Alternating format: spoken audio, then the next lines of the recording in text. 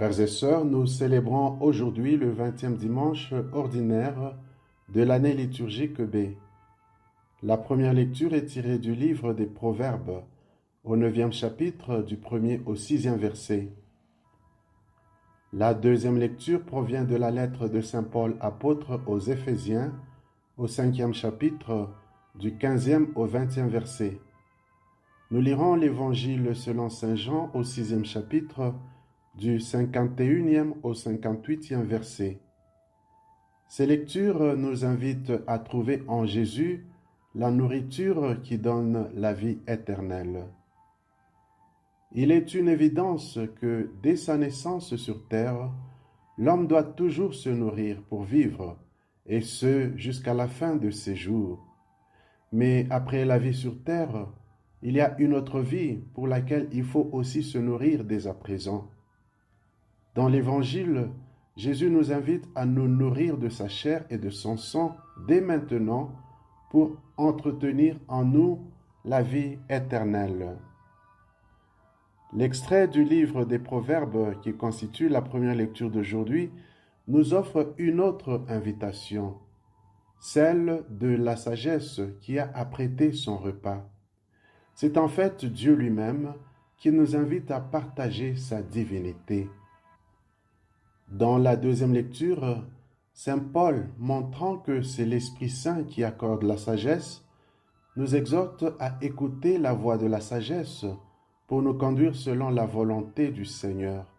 Il nous exhorte aussi à vivre dans l'action de grâce sans nous laisser distraire par la nourriture terrestre et particulièrement la boisson.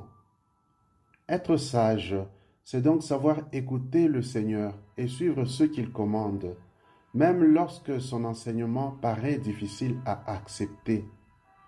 Les Juifs ont eu des difficultés à accepter le langage de Jésus lorsqu'il les invitait à se nourrir de sa chair et de son sang.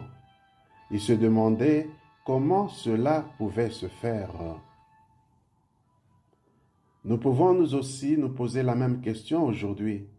Est-ce possible de manger la chair de Jésus et de boire son sang?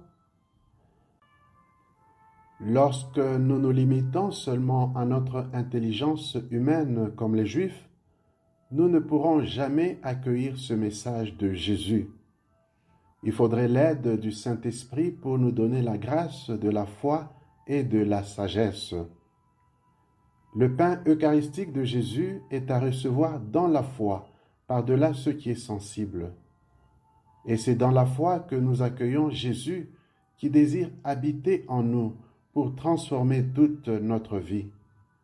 Communier à son corps et à son sang nous exige de nous conformer à son enseignement et à sa manière de vivre. Nous mangeons son corps et buvons son sang pour qu'il demeure en nous et nous en lui, comme lui demeure et vit dans le Père.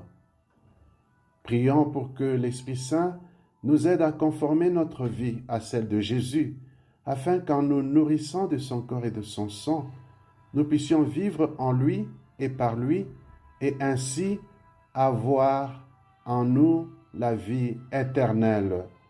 Amen.